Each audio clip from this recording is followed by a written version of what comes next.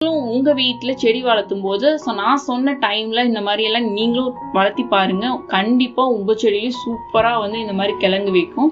நிறைய பேர் வந்து அவங்க வீடியோஸ்ல எல்லாம் பாத்தீங்கன்னா செடி வளர ஆரம்பிச்சதுல இருந்து அதாவது அறுவடை ஆயிடும் அவ்வளவுதான் அதோட முடிச்சிடுவாங்க. பட் ஆனா இந்த மாதிரி அறுவடை பண்ணதெல்லாம் காமிச்சிருக்க மாட்டாங்க. அது ஏன்னு பாத்தீங்கன்னா இந்த மாதிரி நிறைய ப்ராப்ளம்ஸ் நிறைய சேலஞ்சஸ் எல்லாம் இருக்கும். அதனாலதான் அதெல்லாம் வந்து காமிக்காம விட்டுருப்பாங்க. அதே மாதிரி நம்ம அறுவடை பண்ணக்கூடிய டைமும் பார்த்தீங்கன்னா நல்ல செடி வந்து வாடிடணும், ஃபுல்லாக வந்து காஞ்சி போயிடணும். அந்த மாதிரி டைம்ல தான் நம்ம அறுவடை பண்ணணும். அதுக்கு முன்னாடியே அறுவடை பண்ணிட்டீங்கன்னா உங்களுக்கு உருளைக்கிழங்கு பார்த்தீங்கன்னா அங்கங்கே பச்சை பச்சையாக இருக்கும். மார்க்கெட்ல நிறைய பேர் வாங்கியிருப்பீங்க. அந்த மாதிரி பச்சையாக இருந்ததுன்னா உங்களுக்கு கிழங்கு வேகவும் வேகாது, நீங்கள் எவ்வளோ டைம் விசில் கொடுத்தாலும் வேகாது. அதெல்லாம் என்னன்னா முன்னாடியே வந்து கிழங்கு வந்து பறிச்சதுனால தான் அந்த மாதிரி இருக்கும்.